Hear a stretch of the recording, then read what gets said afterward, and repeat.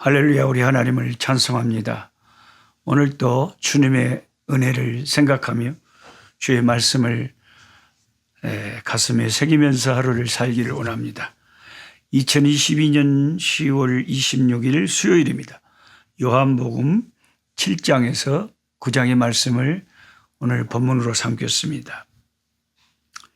특히 오늘 요한복음 8장에 보면 죄 없는 자가 먼저 돌로 그 현장에서 가늠하다 잡힌 여자를 치라고 하시는 예수님의 말씀을 대하게 됩니다. 참 기가 막힌 장면입니다. 죄인된 우리들과 예수님, 그리고 죄를 정죄하는 그 무서운 율법, 그리고 주님의 용서, 이 모든 것이 어우러진 복음을 압축하고 있는 기독교 십자가 복음의 요약판이라고 할 수 있는 이 요한복음 8장의 현장으로 함께 가보면 좋겠습니다. 요한복음 8장을 시작할 때 먼저 다 각각 집으로 돌아가고 예수님은 감람산으로 가시니라 하는 그 말씀으로 시작이 됩니다. 예수님께서 모든 사람은 다 자기 집으로 돌아가는데 예수님은 산으로 가셨다. 그 말은 예수님이 이 땅에 사시는 동안은 주님이 거하실 집조차도 없으셨던 것을 말합니다. 저와 여러분은 얼마나 많은 것을 소유하고 살고 있습니까? 우리의 주님께서 집도 없이 그렇게 사신 삶과는 우리는 얼마나 다른지 모릅니다.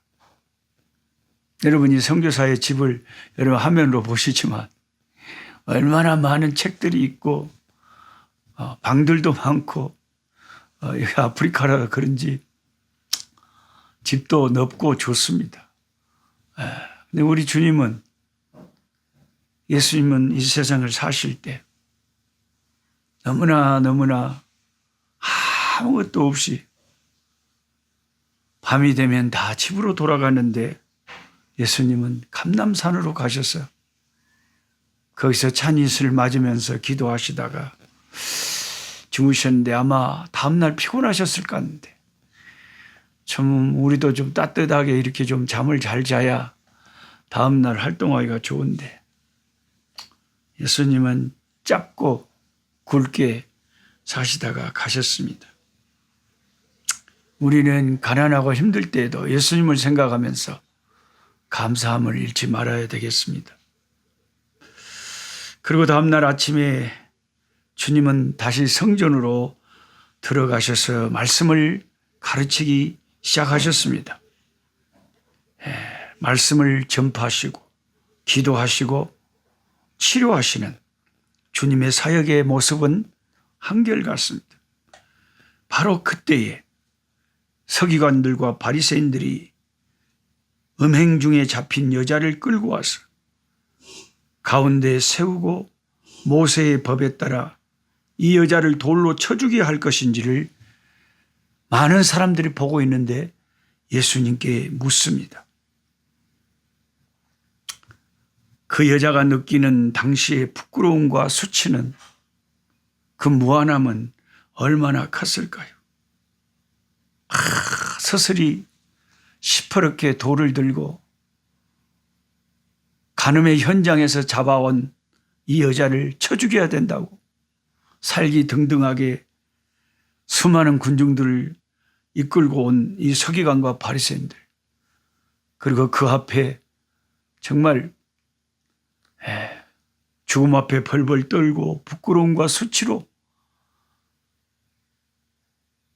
고개를 못 들고 있는 이 여인, 율법과 죄인된 우리들의 모습을 그림처럼 보여주고 있는 것 같습니다.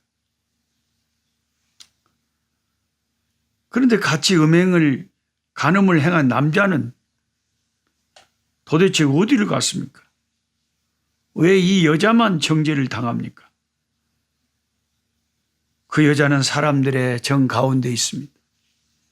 모든 이들은 그녀를 경멸과 조롱의 눈으로 쳐다보고 있습니다. 손에는 돌을 들고 있습니다. 그와 같은 멸시를 견디는 것이 얼마나 가혹했겠습니까? 바로 그때 아무런 죄가 없으신 깨끗하신 예수님은 그와 같은 상황을 어떻게 처리하셨습니까? 바리새인과 서기관들은 예수님을 시험하는 거죠. 율법으로 시험을 하는 겁니다. 그런데 율법을 자세히 들여다보면 이 여자뿐 아니라 함께 간음한 남자 또한 벌을 받아야 합니다. 그런데 그들은 남자는 어디다 숨겨버리는지 데려오지 않고 여자만 데려왔습니다. 율법을 지킨다고 하지만 그들의 율법은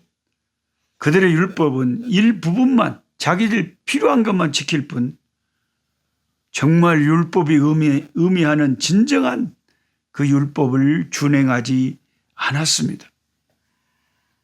그들은 이 모든 것을 계획하고 예수님을 공경에 빠뜨리고자 그런 짓을 핵책한 것입니다. 그런데 예수님의 반응은 모든 사람의 예상을 뛰어넘는 것이었습니다. 예수님은 그들의 질문에는 대답도 안 하시고 조용히 앉으시더니 손가락으로 땅에 무엇인가 쓰시기를 시작한 것입니다. 성경에 하나님의 손가락이 나온 건 신약에는 이것이 처음이고 구약에는 다니엘서에 하나님의 손가락이 나오지 않습니다. 그 하나님의 손가락이 이 장면에 등장하는 것은 참 놀랍습니다. 예수님이 무엇을 쓰셨는지는 자세하게 요한이 기록하고 있지는 않습니다. 참 요한이 좀 그것까지 기록해 놨으면 독자인 우리들은 더 좋았을 것 같는데 무슨 내용을 쓰셨는지를 그건 기록을 안 해놨어요. 참 감질납니다. 예수님은 지금 모든 죄인들 앞에 몸을 굽히시고 겸손하게 손가락으로 땅에 무엇인가를 열심히 쓰시는 겁니다. 그 사람들은 주님이 뭘 쓰는지를 지금 대답은 안 하시고 쓰는 것을 당연히 봤겠죠. 뭐라고 쓰셨는지. 보니까 하여튼 내용은 모르지만 성경은 뭐라고 말합니까? 그 내용을 본 사람들이 그 내용을 보고 1명, 2명 사라졌다는 겁니다. 왜냐하면 예수님께서 그 땅에 무엇인가를 쓰신 다음에 죄 없는 자가 너희들 중에 죄 없는 자가 먼저 돌로 이 여자를 치라 하고 말씀하셨기 때문입니다. 자, 누군가가 만약에 돌을 던진다면 그는 자기가 죄가 없다는 것을 말하는 거죠. 왜냐하면 똑같은 죄인이라면 왜 이 여자만 돌을 맞아야 됩니까? 어떤 죄인은 드러난 죄인이고 어떤 죄인은 숨겨진 죄인일 뿐이지. 똑같은 죄인인데 너희들 중에 죄가 없는 자가 그 자격이 있으니까 돌을 들어서 이 여자를 심판하라는 겁니다. 그러면서 예수님이 또 땅에다가 그걸 쓰시는데 가만히 그 주석가들이 추측할 때 가만히 그 사람들이 보니까 예를 들어서 자기 이름을 적으시고 그 사람의 이름을 적으시고 돌을 들고 막 시뻘게 하는 그 사람의 죄를 적으신 것이 아닌가 하고 주석가들이 추측을 하는 거죠. 예를 들어서 제 이름을 땅에 적으시고 노록숙 몇 월 며칠 날 뭔 짓을 했고 뭔 생각을 했고 뭔 말을 했고 이런 것을 하나님은 다 아시니까 주님은 다 아시니까 그것을 땅에 적으시기지 하고 그걸 이 사람이 보면 부끄러워서 도망을 내빼버렸을 거 아닙니까? 그러니까 사람들이 다 떠나갔죠. 그럼 왜 떠나갔겠습니까? 그 사람들이. 서슬퍼렇게 와가지고 난리를 치더만 어느새 다 떠나고 없다는 거예요. 아무도 돌을 던지지 못하고. 나중에는 다 떠나버리고 너무나 신기한 광경이잖아요. 예수님하고 여자 딱 둘이만 남았어요. 근데 정말 심판할 고난이 있으신 예수님은 뭐라고 하셨냐면 나도 너를 정죄하지 아니하노니 가서 다시는 죄를 범하지 말라. 이렇게 말씀하시고 그 여인을 집으로 가도록 하셨습니다. 그 여인은 그 자리에서 돌에 맞아 죽을 것을 각오하고 벌벌 떨고 있는데